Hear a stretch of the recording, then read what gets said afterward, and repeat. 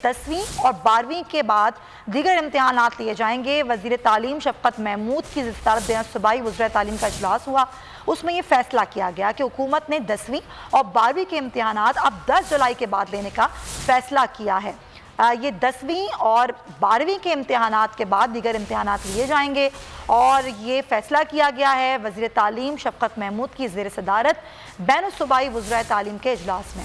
और हुकूमत ने 10वीं और 12वीं जमात के इम्तहानात 10 जुलाई के बाद लेने का फैसला किया है। शहबाज अहमद से मजीद जानेंगे। जी शहबाज, ये फैसला किया गया है?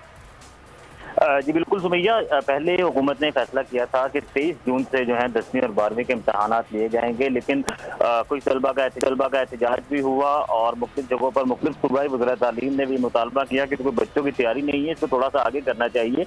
तो आज जनरल सूबाई वज़ीर तालीम का हंगामी इजलास लाया गया। इसका 1 पॉइंट एजेंडा था। इसमें तमाम सूबाई वज़ीर तालीम जो है वो आज के इजलास में शरीक हुए और इसमें यह फैसला किया गया मुश्तरका तौर पर कि 10वीं और 12वीं के जो इम्तहानात हैं वो 10 जुलाई के बाद लिए जाएंगे। 10 जुलाई जो भी डेट 12 या 13 जुलाई से इम्तहान शुरू हो जाएंगे। लेकिन एक और बड़ा फैसला है कि इसमें जो इलेक्टिव फिजिक्स है, बायो है, मैथ है, इस तरह के इलेक्टिव सब्जेक्ट सिर्फ लिए जाएंगे और जो सिलेक्टिव सब्जेक्ट हैं उनका इम्तहान नहीं लिया जाएगा। तो हुकूमत की जानिब से बच्चों को आज ये रिलीफ दिया गया आज के इजलास में और साथ साथ ये फैसला किया गया है कि 10वीं और 12वीं के बाद दीगर इम्तहानात जो है वो लिए जाएंगे।